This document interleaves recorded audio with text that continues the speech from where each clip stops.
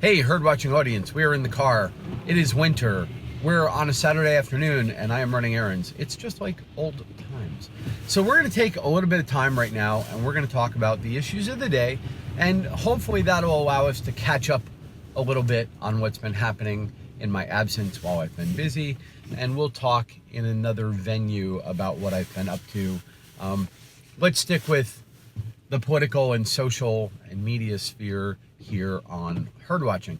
So we're going to jump right in to the Roy Moore election, but before we do that, we have to set up the context of the national conversation on sexual assault and this Me Too thing and whatever. As always, the situation is slightly more complicated than people would like you to believe. So let's sort of do the context and the background and work our way up to today. So for decades now, the far left and the sort of extreme feminist segment of the ideological left have been hammering this drum of sexual assault being like a shameful secret that America never acknowledges, this undercurrent. And they do that in a number of ways, but what they have to do, what you have to do to establish any narrative, generally speaking, is A, find ways to deny evidence that what you're asserting is not true. B, and then part of that is create evidence that what you're saying is true, even when there isn't any, and then find a way to delegitimize any pushback or any debate on what you're asserting as being a symptom of the problem.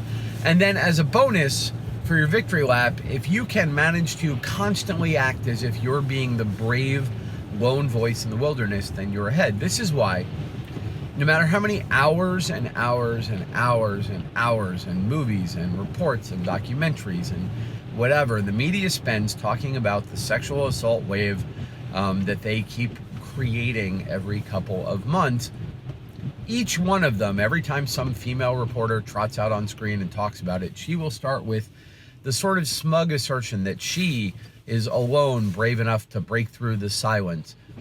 It's astonishing that so many people can talk obsessively about a topic and each and every one of them pretend as if they're the only one brave enough to talk about the topic. My head is crooked and it's kind of making me crazy.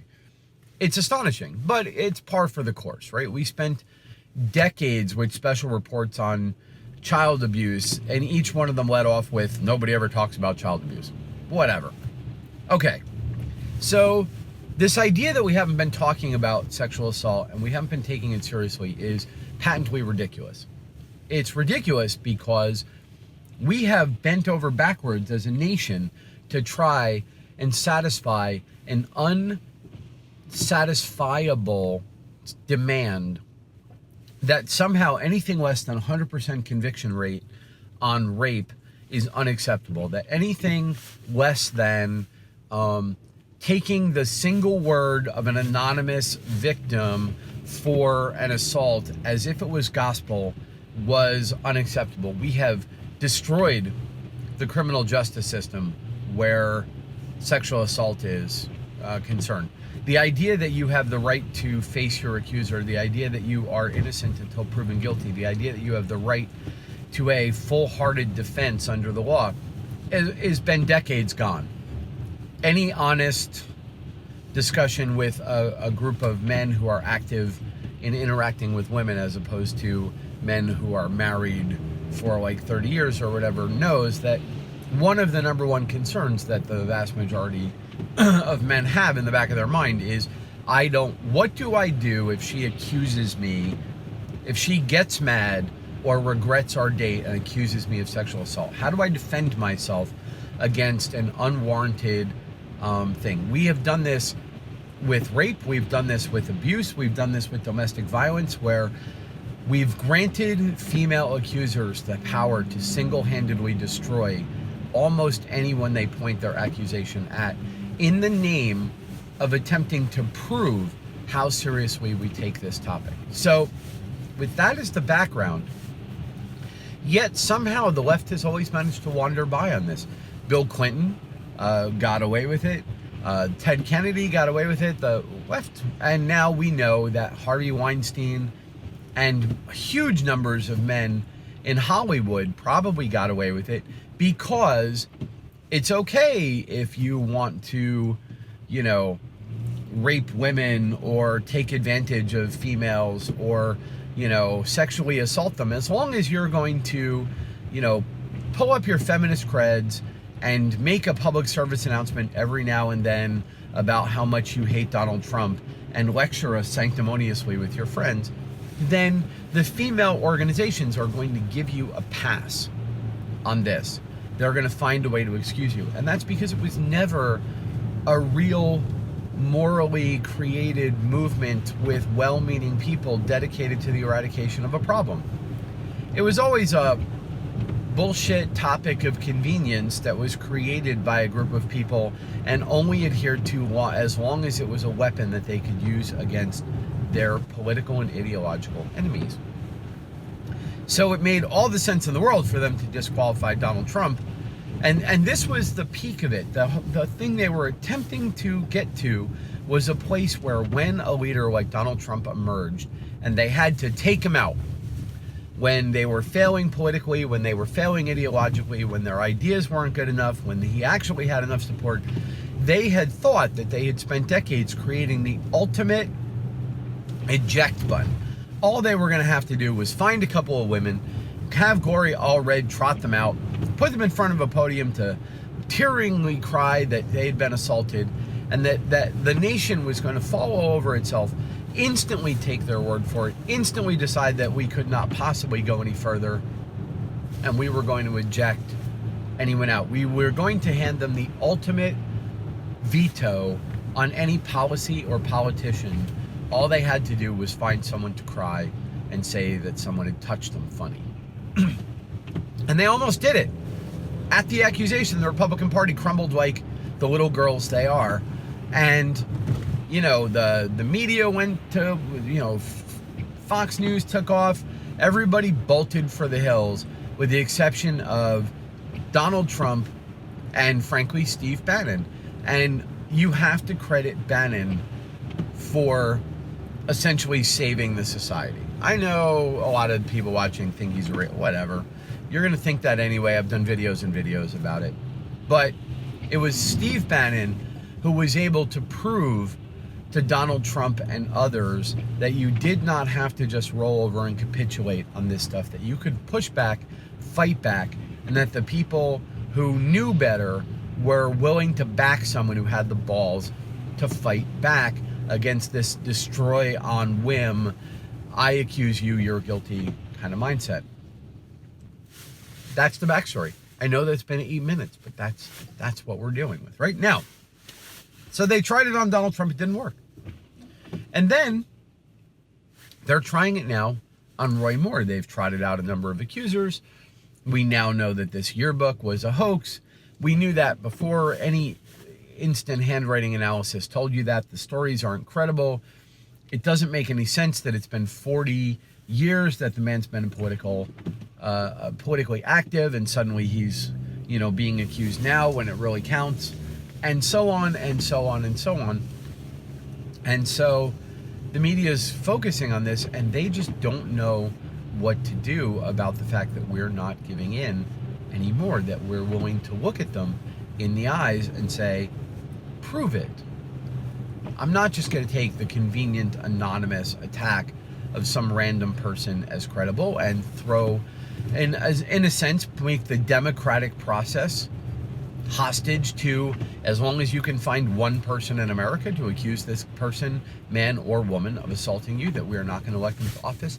It is ridiculous and it is stupid. So I'm all for Roy Moore getting elected because I haven't seen any credible accusation that I have a belief for.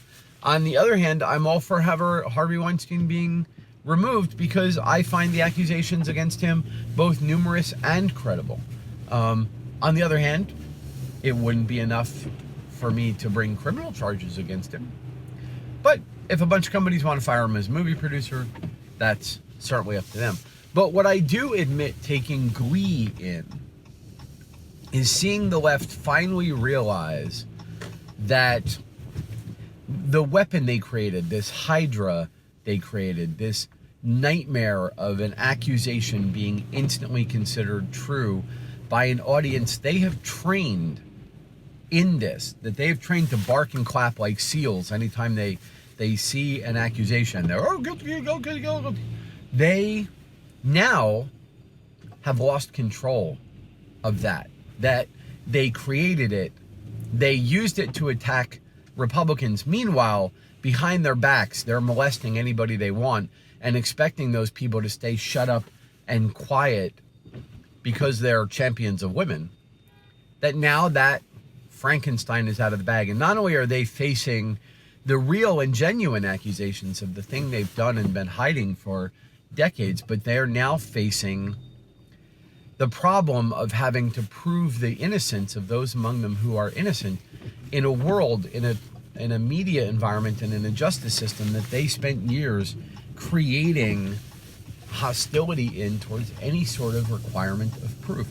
And the more of their scalps it takes, the more the assholes like Franken go down, the more the sanctimonious bastards who hold hands in a video and tearfully cry about locker room talk and I'm with her and all the rest of it, the more they are eaten by the Cerebus of their own creation, the more I laugh inside. Not just for the sheer joy of seeing my enemies destroyed, though there's that. Not just for the general glee I take in watching hypocrites and manipulative bastards brought down, but it's good for us as a society.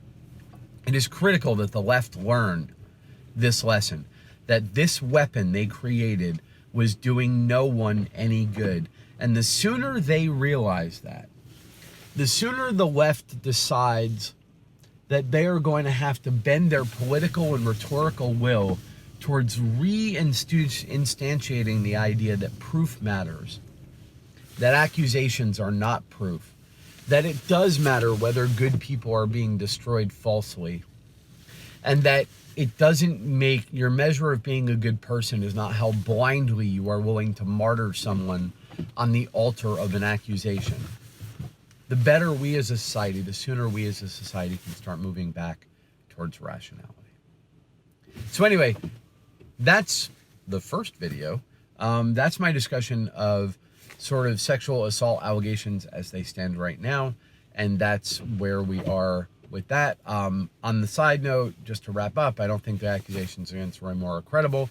I find that he politically aligns with what I want. He doesn't totally align with me on a belief system level, but thankfully the Constitution limits the power he would have, and thus I think I am much better off with him in office than without him in office. If it turns out someone can prove in a court of law that he did something illegal and coerced someone, then we would be having a different conversation. If the worst you can tell me is that 40 years ago, when it was completely normal and acceptable that a 20-some-odd-year-old man dated a 17-year-old girl who was over the age of consent, I have no, whatever. I am not going to pillory someone for perfectly reasonable, in my mind, actions given the context of the society they were in at the time. It doesn't mean he was a bad person, and I don't care. All right, we'll talk more about other stuff. Take it easy.